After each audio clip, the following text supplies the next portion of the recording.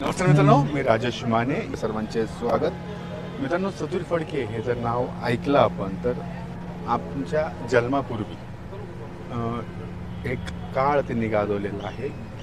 गीत रामायणाच्या माध्यमातून रामायण एक वेगळ्या पद्धतीने लोकांसमोर प्रेझेंट केलेलं आहे आणि या गोष्टीला 69 वर्ष पूर्ण झालेले आहेत आणि 70व्या वर्षामध्ये पदार्पण होत आहे आणि त्याच्या निमित्ताने एक चित्रपट काढला जातो आणि तुम्ही बाबूजींचा रोल करताय. काय म्हणजे पहिली भावना काय की कशा पद्धतीने हा रोल तुमच्यापर्यंत आला? आणि नाही, मुळात मला थोडीशी याच्यात दुरुस्ती अशी करावीशी वाटते की 69वं वर्ष गीत रामायणाला आहे म्हणून त्या अनुषंगाने हा चित्रपट होत नाहीये. म्हणजे हा चित्रपट हा चित्रपट करायचं घाट घातलाच होता योगेश देशपांडेंनी आणि त्या चित्रपटाची निर्मिती सुरू झाली. त्या चित्रपटाची प्रक्रिया अख्खी शूटिंगची कंप्लीट झाली आणि आता तो चित्रपट 1 मेला रिलीज होतोय. आणि आज काय म्हणतात त्याला की सुदैवाने योगायोग जुळून आला असा की 1 एप्रिल 1955 साली गीत रामायणाला सुरुवात झाली. त्याला 69 वर्ष पूर्ण झाली. तर आम्ही सुद्धा ग्राउंड इव्हेंट पब्लिसिटीसाठी म्हणा किंवा लोकांसमोर येण्यासाठी आजचा दिवस निवडला की या दिवशी चांगला मुहूर्त आहे, वेगळा निघाला. या दिवशी याचं औचित्य साधून आपण प्रेक्षकांना या चित्रपटाविषयी सांगायचं होतं आणि त्यांना सांगूया की तुम्ही हा चित्रपट बघायला या. नाही, बापूजींचा चित्रपट आहे, त्या प्रसंगाला अनुभवायचं, कारण की आताच्या पिढीतले कोणी तो अनुभव घेतलेला नाहीये. तुम्ही कशा पद्धतीने त्याला सामोरे गेलेला की कशा पद्धतीने हँडल केलेलं? अर्थातच बाबूजी म्हटलं की आपल्या समोर येतात ती त्यांची गाणी, पण त्यांच्या आयुष्यात जे कठीण प्रसंग त्यांना अनुभवावे लागले त्याविषयी आपल्याला बऱ्याच जणांना माहीत नाही आहे. की म्हणूनच जेव्हा योगेशने असं ठरवलं की आपल्याला त्यांच्या आयुष्यावरती चित्रपट करायचा आणि मला त्याच्यात कास्ट केलं तेव्हा मला खरंच खूप मी स्वतःला खूप भाग्यवान मला वाटू लागलं, स्वतःला समजू लागलो. याचं कारण खूप अत्यंत निरलस निस्वार्थी बुद्धीने त्यांनी त्यांचं आयुष्य जगलेलं आहे आणि त्यांच्या कलेप्रती 100% त्यांनी दिलेलं आहे.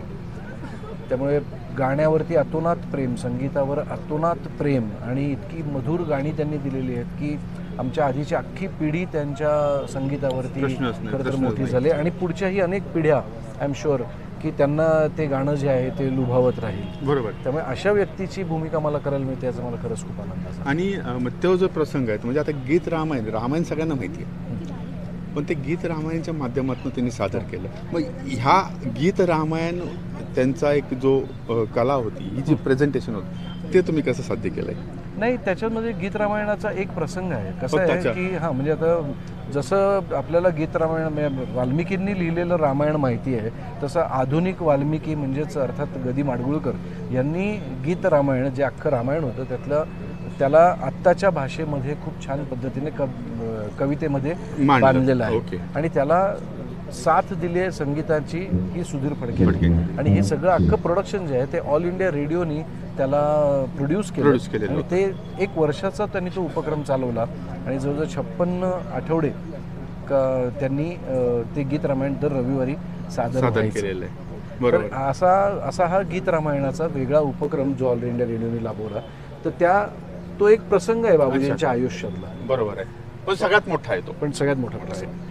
आणि आता म्हणजे ह्या चित्रपटाच्या माध्यमातून आम्हाला प्रेक्षकांना काय काय बघायला, बाबूजी आम्हाला माहिती आहेत गायक आहेत, एक चांगलं त्यांनी गीत रामायण केलं किंवा अनेक मराठीतले अनेक प्रासंगिक गाणी त्यांनी सादर लोकांना दिलेले आहेत, परंतु या चित्रपटाच्या माध्यमातून त्यांचं खाजगी आयुष्य असेल, जीवन असेल, फॅमिली जीवन असेल, हे काय बघायला मिळणार? अर्थातच बघायला मिळणार. म्हणजे या चित्रपटातून तुम्हाला अगदी बाबूजी लहानपणी कोल्हापूरमध्ये कुठे राहत होते, कसे राहत होते, त्यांच्या आईवडिलांचे त्यांच्यावर काय संस्कार झाले, तिथपासून ते गाणं कसं शिकले, त्याच्यानंतर त्यांची जी काय म्हणतात त्याला प्रवास त्यांचा सुरू झाला आणि ते कुठपर्यंत पोहोचले जाऊन आणि कुठून परत आले महाराष्ट्रात, हा सगळा जो त्यांचा प्रवास आहे तो सगळा प्रवास तुम्हाला या चित्रपटात पाहायला मिळणार. मग नुसते गोड गोड प्रसंगच बघायला मिळणार का त्यांचे स्ट्रगल किंवा त्यांचे काही वाईट अनुभव? अर्थात काय आहे, बायोपिक म्हटलं ना की त्याच्यामध्ये सगळ्या प्रकारचे प्रसंग तुम्हाला घ्यावेच लागताच्या पेक्षा ती येतातच. बरोबर आहे, ओघाने. कारण आणि आपल्याला फक्त त्यांची सांगीतिक बाजू ही लोकांना माहिती आहे. ज्यांनी त्यांचे इंटरव्ह्यूज ऐकले असतील त्यांना कदाचित त्यांच्या आयुष्यात काय काय घडलं हे सगळं नंतर कळलं असेल, पण आपल्याला या चित्रपटाच्या माध्यमातून मात्र या सगळ्या गोष्टी ज्या त्यांनी अनुभवल्यात त्या तुम्हाला पाहायला मिळतात. 1 मेला स्वरगंधर्व सुधीर फडके हा चित्रपट रिलीज होतोय. तर माझी मनापासूनचे तुम्हाला आव्हान आहे की तुम्ही सगळ्यांनी हा चित्रपट जरूर पाहावा. 1 मे 2024. सुधीर फडके बापूजींवर जो चित्रपट तयार होतो, बापूजींचा रोल करतायत बर्वे सर आणि त्यांच्या पत्नीचा रोल तुम्ही करताय, म्हणजे बापूजींच्या पत्नीचा रोल करताय. काय फिलिंग आहे? खूपच छान वाटतं याचं कारण म्हणजे या सिनेमाच्या माध्यमातून मला खरोखरच त्यांच्या कुटुंबामध्ये जाऊन जगता आलं. आणि याहून सुंदर दुसरं कारण बाबूजी हे महाराष्ट्राला लाभलेले अनेक रत्नांपैकी बरोबर आहे, भारताला लाभलेले, महाराष्ट्राच्या भूमीत जन्मलेले आपण म्हणूया आणि भारताला लाभलेले. तर त्याच्यामुळे त्यांच्या प्रवासामध्ये माझा एक वाटा आणि साधा सुद्धा नाही तर त्यांच्या पत्नीची भूमिका साकारता येते याहून दुसरा आनंद नाही. हा बायोपिक आहे, म्हणजे बाबूजींच्या जीवनातले चढ उतार, चांगले प्रसंग, वाईट प्रसंग हे सगळे आहेत. त्यांच्या फॅमिलीबद्दल जास्त म्हणजे आपल्या पिढीला, कारण की आपल्या जन्माच्या आधीपासून त्यांचं हे आहे. आणि गीत रामायण हे त्यांनी एक वेगळ्या पद्धतीने मांडलेलं आहे. रामायण सगळ्यांनाच माहिती आहे, तुला माहिती, मला माहिती, आपल्या आजोबांना पंजोबांना माहिती, पण एक वेगळ्या पद्धतीने गीत गाण्यांच्या माध्यमात मारलं आणि गदिमांच्या त्या ह्याच्यामुळे फॅमिलीच्या बॅकग्राऊंड्सबद्दल जे डिटेल्स काढावे लागले हे कितपत आणि त्याच्यात ढालून घ्यायला म्हणजे त्यामध्ये किती हे लागलं. एक सांगू का, सगळ्यात मोठा आमच्याकडे प्लस पॉईंट होता तो म्हणजे श्रीधरजी स्वतः. ओके. म्हणजे श्रीधर फडके यांनी इतक्या गोष्टी त्यांच्याकडून आलेल्या आहेत तर त्यामुळे फॅमिलीमधलाच म्हणजे बाबूजींच्या पुत्रांनी बाबूजींबद्दल बोलणं याहून आणखीन व्हॅलिडेशन काय नसणार आहे. बरोबर. आठवणींना किंवा त्यांच्या आयुष्यामध्ये जे काही चढउतारांना त्यांना सामोरं जायला लागलं किंवा गाणी बनवताना वेगवेगळ्या गाण्यांच्या काही धमाल आठवणी होत्या किंवा गीतरामायणाच्या वेळेला आपल्याला माहिती आहे की गीतरामायण ही एक अजरामर कलाकृती गदिमा आणि बाबूजी यांनी एकत्र येऊन केली. पण गदिमा आणि बाबूजींचे किती खटके उडलेत त्याच्यामध्ये, त्या धमाल सगळ्या आठवणी आहेत. तर ह्या सगळ्या गोष्टींना स्पर्श करत करत हा सिनेमा पुढे जातो आणि त्याच्यामधून बाबूजींचा त्यांचा अख्खा जीवनपट उलगडण्याचा प्रयत्न. मगाशी तोच मी विषय मांडला होता की बाबूजींबद्दलचं सगळं गुडी गुडी दाखवलं जाणार आहे का, असेही प्रसंग चित्रपटसृष्टीमध्ये असे अनेक प्रसंग असतात. मी मुळात सांगू त्यांचं आयुष्य हे खरोखरच इतकंच म्हणजे अडचणीचं होतं. त्यांना एका कलाकाराला ज्या मानसिक त्रासातून किंवा ज्या गरिबीमधून हलाखीच्या परिस्थितीमधून वर यायला लागतं ते सगळे प्रसंग ह्याच्यामध्ये आहेत. पण बाबूजी हे मुळात इतके सभ्य आणि सुशील आणि त्यांचं अख्खं घर इतकं संस्कारित आणि इतकं सुंदर होतं की ती सादगी, तो साधेपणा, तो प्रामाणिकपणा हा तुम्हाला सिनेमाभर जाणवणार आहे. म्हणजे उगीच सिनेमा बनवायचा म्हणून काहीतरी कुठल्या तरी याची फोडणी टाकली असं ते काय म्हणतात आपण आजकाल म्हणतो सिनेमॅटिक लिबर्टी नावाचा जो एक विचित्र प्रकार आलाय तसं काही नाही. आम्हाला मुळात मला तसं कळत नाही आणि जेवढं मला माहिती आहे तेवढं योगेशला सुद्धा प्रामाणिक राहायला जास्त आवडतं. हां, आता सिनेमामध्ये आता एखादा टक्का ठीक आहे. हां, त्याच्या मांडणी करताना काही गोष्टींना, कारण त्या तेव्हा खरंच कशा घडल्या ते कोणालाच माहिती नाही. त्याच्यामुळे ते आपल्याला योग्य वाटेल अशा पद्धतीने प्रत्येक दिग्दर्शक मांडत असतो. म्हणून खोट्या घटना घुसडण्याचा कुठलाही प्रयत्न किंवा प्रकार. आणि गीत रामायणाबद्दलचा किती याच्यामध्ये आम्हाला प्रेक्षकांना बघायला मिळणार आहे? गीतरामायण हा आहेच ना, म्हणजे गीतरामायण हा आपल्या सगळ्यांच्या आयुष्याचा जेव्हा अविभाज्य घटक आहे तेव्हा तो या सिनेमाचा सुद्धा असणारच आहे. त्यामुळे गीतरामायणाच्या वेळच्या अनेक आठवणींना उजाळा या सिनेमाच्या माध्यमातून मिळणार. बेसिक या संपूर्ण चित्रपटाचा किंवा बाबूजींच्या आयुष्यातला हा सगळ्यात मोठा क्षण म्हणलं तर गीत रामायण. त्यांचं सगळ्यात मोठं प्रेझेंटेशन गीत रामायण. अयोध्येला गेलेली आहेस? मी नाही गेले अजून अयोध्येला. अनुभव नाही आलेला? नाही. आम्ही जाऊन आलोय. वा वा. आणि नंतर जाऊन आलोय, परंतु ह्या चित्रपटाच्या माध्यमातून ती गाणी अनुभवण्यासाठी एकदा तरी नक्की जाऊया. मला आवडेल की या चित्रपटाच्या निमित्ताने जर का आता जे राम मंदिर झालेलं आहे त्याच्या तिथे आम्हाला जर का गीतरामायणाचा कार्यक्रम करता आला तर त्याहून जास्त नशीब. मी एवढंच सांगेन की येत्या 1 मेला आमचा लाडका सिनेमा स्वरगंधर्व सुधीर फडके हा सगळ्या चित्रपटगृहांमध्ये रिलीज होतो आहे. तर हा सिनेमा फक्त पाहायला नाही तर ऐकायला सुद्धा जरूर जा. बाबूजींचीच गाणी त्यांच्याच आवाजामध्ये तुम्हाला या सिनेमामध्ये ऐकता येणार आहे. त्याच्यामध्ये कुठल्याही वेगळ्या गायकांनी ही गाणी डब केलेली नाही आहेत. तर ओरिजिनल गाण्यांचा आस्वाद तुम्हाला त्यांच्या आयुष्य कसं गुंफलं गेलं होतं आणि त्या गाण्यांच्या माध्यमातून ते तुमच्या डोळ्यांसमोर उलगडत जाईल. नक्की बघा.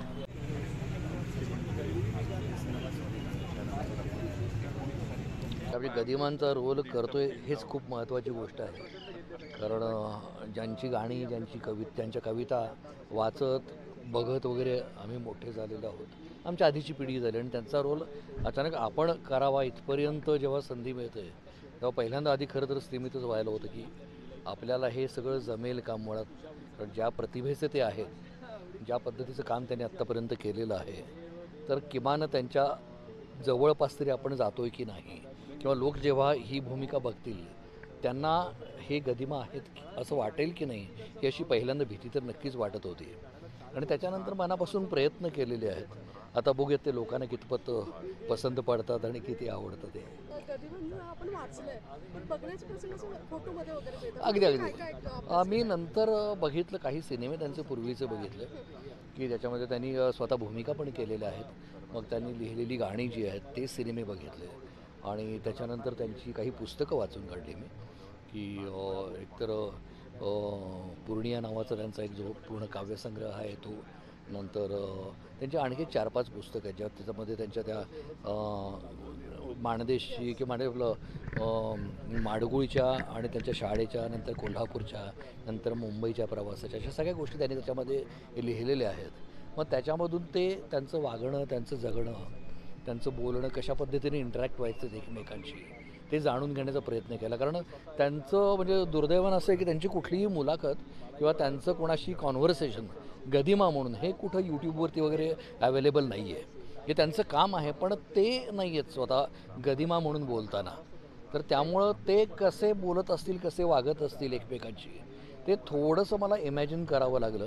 आणि ते इमॅजिन करताना या पुस्तकांमध्ये त्यांनी जे लिहिलेले संवाद आहेत त्यांचं आणि इंटरॅक्शन त्यांचं जे इंटरॅक्शन झालेलं आहे त्याच्यावर अंदाज बांधत करण्याचा प्रयत्न आहे. प्रेक्षकांना अपील एवढंच करेन की या 2 आपल्या मराठीतल्या खूप मोठ्या साहित्यप्रभूंना, शब्दप्रभूंना, स्वरप्रभूंना थिएटरमध्ये जाऊन नक्की अनुभवावं आणि त्यांनी ज्या पद्धतीचं आयुष्य जगलेलं आहे ते त्यांनी प्रत्यक्ष पडद्यावर बघावं आणि तशा पद्धतीनं जगण्याचा प्रयत्न करावा. त्यांची जी कमिटमेंट आहे साहित्याबद्दलची, जगण्याबद्दलची, मैत्रीबद्दलची, एकूणच ही जी कमिटमेंट जगण्याबद्दलची आहे. म्हणजे माणूस म्हणून आता आपल्याला सगळ्यांना माहिती असेल कदाचित की गदिमा हे बऱ्यापैकी काँग्रेसचे MLA पण होते आणि आपले बाबूजी हे RSSचे कार्यकर्ते पण होते. म्हणजे सध्याच्या काळामध्ये आपण जर बघाल तर हे 2 वेगवेगळ्या टोकाचे आहेत.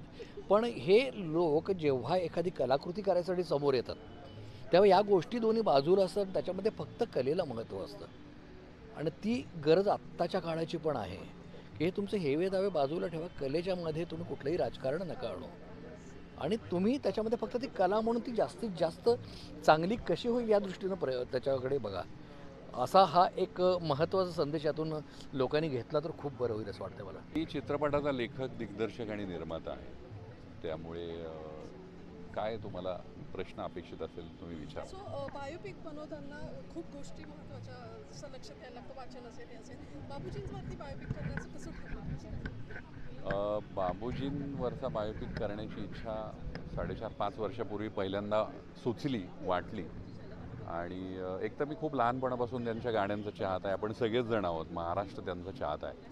पण मी संगीत शिकणारा थोडासा असल्यामुळे, त्यांच्या गाण्यांची वेगळी आवड असल्यामुळे, त्यांचं आयुष्य ज्या पद्धतीनं त्यांनी जगलेत 81-82 वर्षाचं, त्यामध्ये असणारं त्यांची देशभक्ती, सावरकर प्रेम, संगीत प्रेम आणि अतोनात हाल अपेष्टा सहन करत त्यांनी दिलेलं महाराष्ट्रासाठीचं एवढं मोठं योगदान, हे मला वाटतं की एका बायोपिकचा विषय करणाऱ्या एका लेखक दिग्दर्शकाला भुरळ पडावी इतकं पुरेसं आहे. आणि त्यातून मला असं खूप वाटतं की नव्या पिढीला बाबूजींचं आयुष्य समजायला हवं, नव्या पिढीपर्यंत बाबूजींचं आयुष्य जायला हवं. ते फक्त गाण्यामध्येच इतके सरस होते असं नसून ते व्यक्ती म्हणून सुद्धा अत्यंत सरस होते आणि त्यांचं व्यक्तिचित्रण प्रेक्षकांसमोर मांडणं हे ठरवलं होतं आणि त्यातनं हा चित्रपट केलेला आहे. चित्रपटामध्ये किती गाणी आहेत आणि किती चित्रपटातील गाण्यांविषयी विचाराल तर अत्यंत महत्त्वाचा आणि मोठा विषय यामधला असा आहे की ते म्हणजे बाबूजींच्या मूळ स्वरातली मूळ गाणी आम्ही वापरतोय आणि साधारण 26-27 गाणी आहेत जी बाबूजींच्या मूळ आवाजात, आशाबाईंच्या मूळ आवाजात, लता मंगेशकरांच्या मूळ आवाजात, किशोर कुमारांच्या मूळ आवाजात तुम्हाला ऐकायला मिळणार आहेत. प्रेक्षकांना काय सांगाल, काय appeal? प्रेक्षकांना मी एवढंच सांगेन की 1 मे हा दिवस आम्ही निवडला आहे त्याचा प्रदर्शनाचा. महाराष्ट्र दिन आहे, सुट्टीचा दिवस आहे आणि महाराष्ट्र दिनी महाराष्ट्रातल्या इतक्या उत्तुंग व्यक्तिमत्वाचं व्यक्तिचित्रण तुम्हाला बघायला मिळतं आहे आणि ते सादर करण्याची आम्हाला संधी मिळते. ही खूप भाग्याची गोष्ट आहे. तुम्ही भरभरून संख्येनं चित्रपटगृहात जा आणि मला वाटतं की हा चित्रपटगृहात जाऊनच पाहायला हवा, कारण बाबूजींचं प्रत्येकाला आवडणारं हवंसं गाणं जेव्हा 5.1 सराउंड सिस्टीममध्ये तुम्ही थिएटरमध्ये ऐकाल आणि बाबूजींचा त्याच ताकदीचा स्ट्रगल जेव्हा तुम्ही अनुभवाल त्यावेळी तुम्हाला नक्की लक्षात येईल की हा चित्रपट पडद्यावर पाहण्यासाठीच जन्माला आलेला आहे आणि म्हणून महाराष्ट्र व्यापून टाकण्यासाठी महाराष्ट्र दिनी हा चित्रपट आम्ही घेऊन येतो. मला वाटतं हा सिनेमा एक अस्मरणीय अनुभव होता आणि मला वाटतं पूर्ण सिनेमासृष्टीत हा सिनेमा एक नक्की वेगळं स्थापन करणार आहे आणि हा सिनेमा करण्यामागचं खरं म्हणजे ऑब्जेक्टिव्ह होतं की एक जी परंपरा आहे, लेगसी आहे, जसा PNGची लेगसी आहे गेले 190 वर्षांची, अशीच बाबूजींची लेगसी आणि मराठी संगीत, मराठी कलाकृती ही एक पुढे जपून ठेवणे आणि लोकांसमोर ती सादर करण्याची एक प्रयत्न म्हणून सिनेमा आम्ही खरं केला आहे. ह्याच्यामागे करताना उद्दिष्ट पैसे कमवणं किंवा याच्यातनं हाही नव्हतं आणि नाही आहे. ह्याच्यातनं एक चांगली कलाकृती लोकांसमोर पोचेल आणि त्यामुळे जुनी गाणी म्हणजे आशा, लता, गदिमांची जुनी गाणी त्याच HMVकडनं याचे राईट्स घेऊन संगीत, मराठी संगीत काय आहे हे लोकांपर्यंत पोचवणं आणि स्वरगंधर्व बाबूजी तर सगळ्यांना माहिती आहेत, पण त्यांची जी कथा आहे ती फक्त एक कथा सुखाची किंवा कथा फक्त सक्सेसची नाही आहे, पण त्या कथात बराच चढ-उतार आहेत. एखाद्या माणसाला जेव्हा एखादी ठोकर मिळते आणि त्यातनं माणूस वरती कसा येतो हे लोकांसमोर ठेवायचा प्रयत्न होता आणि एक सिनेमा म्हणजे की ज्यामध्ये कला आहे, गाणी आहेत आणि ज्या मुख्य स्टोरी आहे आणि हा प्रत्येकाला सिनेमा आवडेल ह्याच्यातनं हा सिनेमा तयार केला गेला होता आणि मला खूप आनंद वाटतो की आता सिनेमा बघितल्यावरती जी आमच्या डोक्यात विचार होते तसाच सिनेमा झालेला आहे. पूर्ण कास्टिंग सुरेख झालेलं आहे. प्रत्येक कलाकाराचं काम खूप अप्रतिम आहे आणि संगीत आहे आणि विषय एवढा मोठा आहे की जसा म्हणतो आम्ही की हा विषय महाराष्ट्र व्यापून टाकेल असाच विषय आहे. त्यामुळे मला खात्री आहे की हा विषय सगळ्यांना आवडेल आणि PNGकडनं मला एवढंच एक होतं की एक चांगला उपक्रमला हातभार लावणं आणि एक परंपरा पुढे चालू ठेवणं हे दोन खरे उद्दिष्ट होते. काही जुनी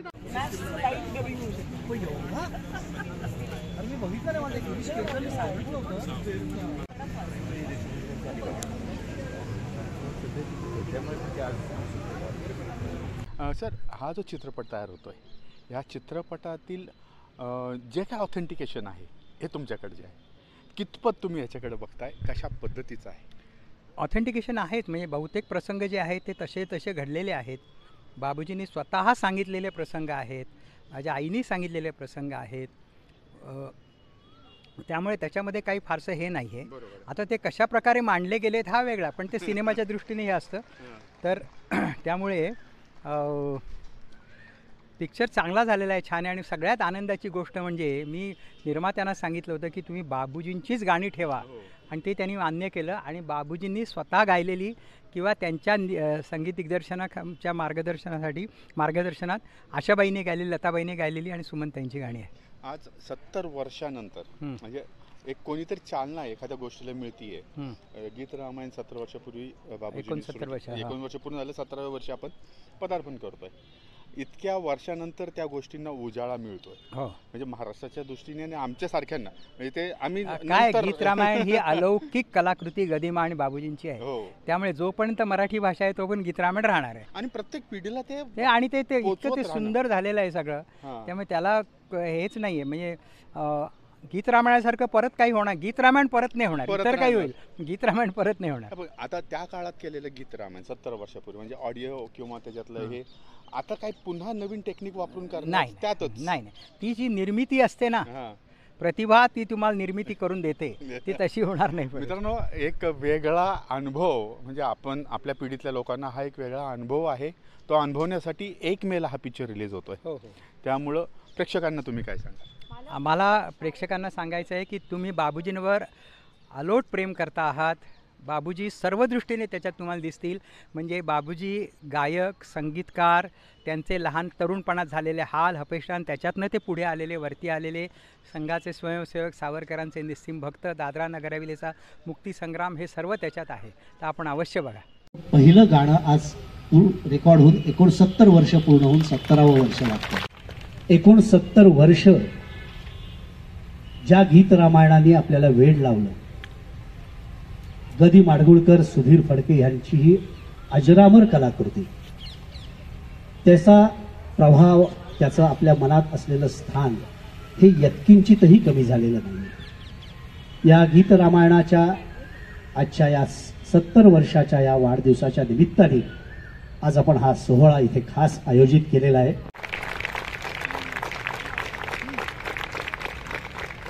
आणि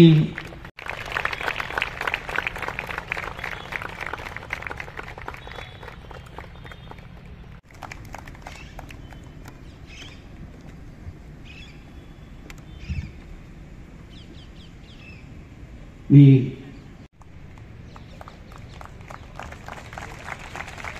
योगेश देशपांडे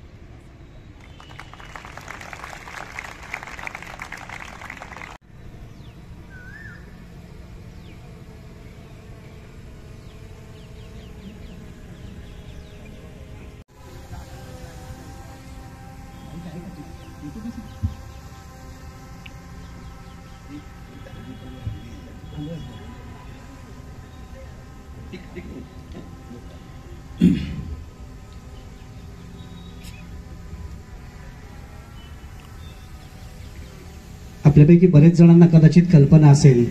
टीमच्या वतीनं स्वागत करतो. आजचा दिवस खरं तर फार महत्वाचा आहे. मला वाटतं मी फक्त 1-2 मिनिटांमध्ये मला फोन येत होता. श्री अधीर गडबाळे सर इथे आले असतील तर त्यांनी कृपया इथे समोर यावं. आकाशवाणीच्या वतीनं सहसंचालक पुणे केंद्राचे. मी तुमचा फोन शकलो कारण मी बघितलं नाव तुमचं. प्लीज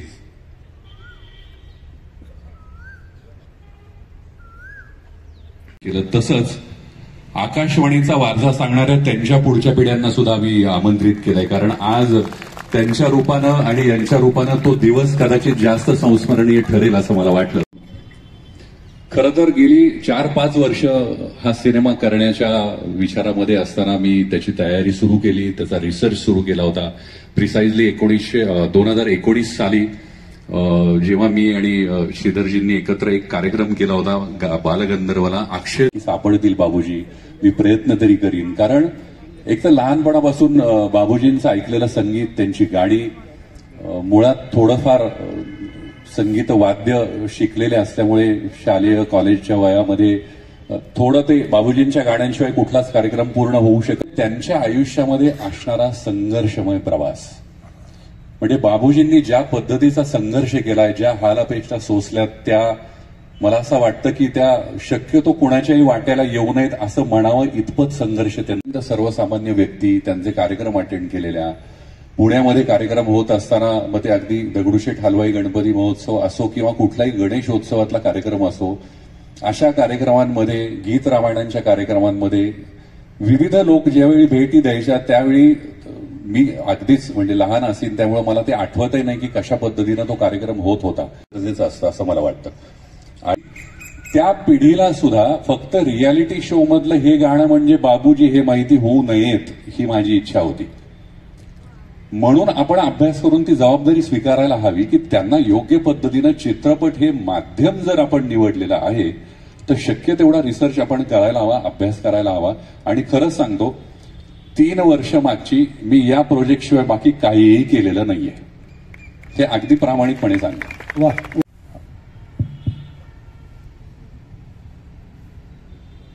खरोखरीच आज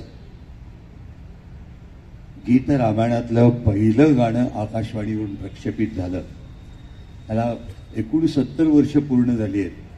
तर श्रीधर, मला असं वाटतं की आपल्या आयुष्यातला सुद्धा हा एक भाग्ययोग आहे की ज्याची सुरुवात आपण लहान होतो त्यावेळेला, तरी सुद्धा एक काही इम्प्रेशन त्यावेळेलाही मनावर उमटलेलं.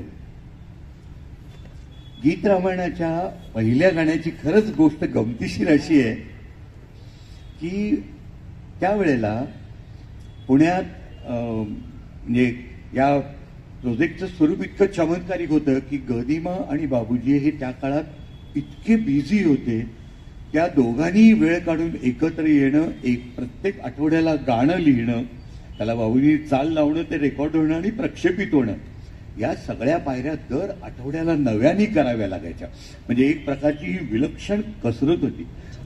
56 गाणी आणि दर आठवड्याला नवीन गाणं, नवीन पात्राच्या तोंडी, सगळ्यात तो वेगळाच प्रकार होता. तर पहिलं गाणं गदिमांनी लिहून ते माणिकबाईंच्याकडे, मला वाटतं माणिकबाई त्यावेळेला टिळक रोडला राहत असत, माणिक वर्मा, खजिरा महाल विहिरीच्या जवळ. हा, आणि त्यांच्या घरी पारिजातक नावाची एक गदिमांनीच लिहिलेली संगीतिका होती.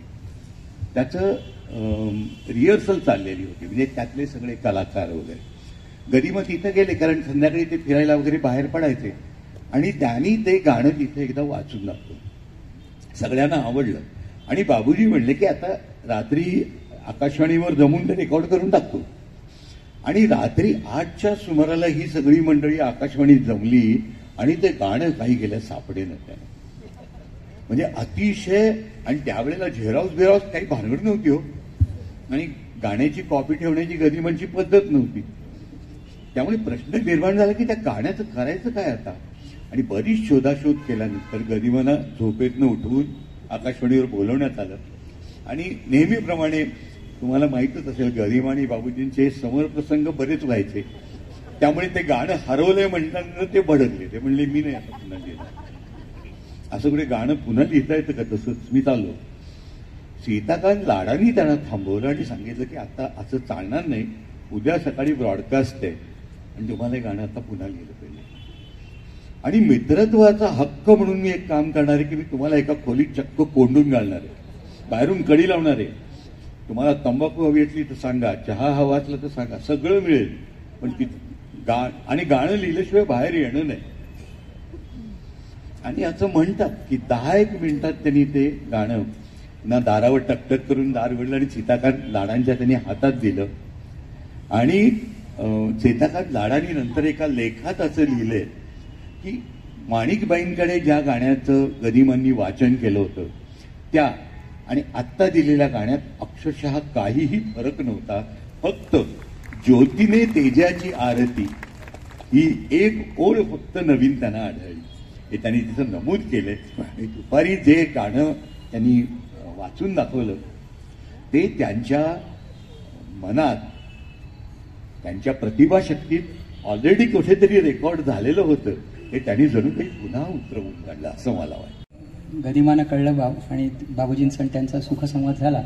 त्यावेळेला माणिकबाई तिथे आल्या आणि त्या म्हणाल्या की श्रीधर आजारी आहे आणि त्याला नायडू हॉस्पिटलमध्ये ठेवलं आहे आणि मला झाला होता डिप्थेरिया.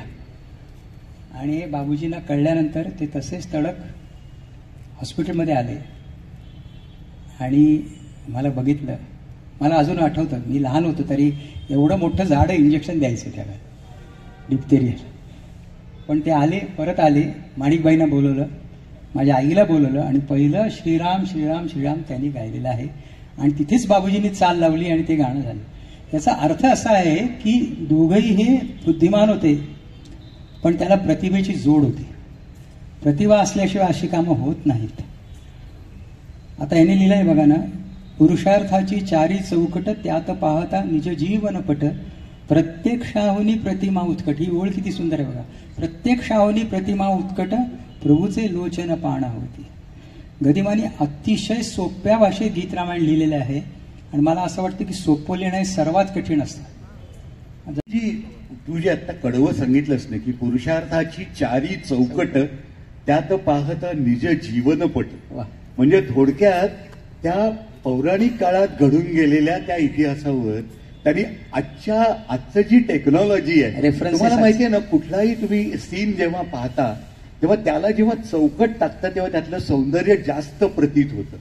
आणि म्हणूनच प्रत्यक्षाहुनी प्रतिमा उत्कट असं कदाचित ती चौकट टाकल्यामुळे सुद्धा झालं असं बरं का. की लाडके कौशल्य राणी ही जी ओळ आहे ना, ही त्याला कदाचित नंतर सुचली आहे बरं का.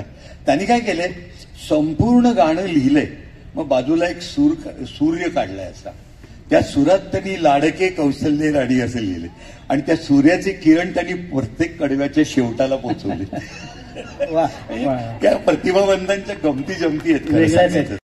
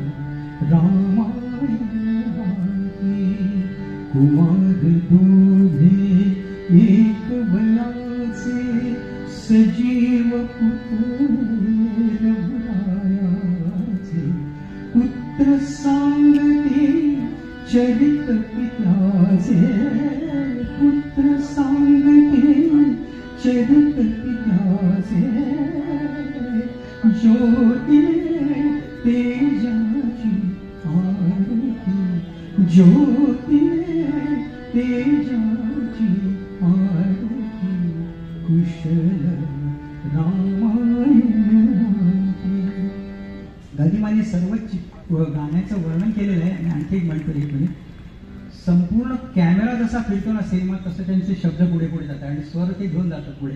एका ठिकाणी त्या दोन बालकांचं वर्णन करताना ते म्हणतात, फुला परिते ओठ उमलती, सुगंध से स्वर भुवनी झुलती, कर्णभूषणे कुंडल डुलती, संगती वीणा झंकारिती. वर्णन कसं केलं बघा. आणि बाबूजींनी जी चाल लावली आहे ते त्याचे उच्चार कसे आहेत बघा. आता ठ असं म्हटलं कदाचित आपल्या लक्षात की ब्लो येतो त्याचा, हो भो भो भो मध्ये अक्षर, परंतु तो ठ 55 सालचे मायक्रोफोन असल्यामुळे तरी देखील ठ कसा आलाय बघा.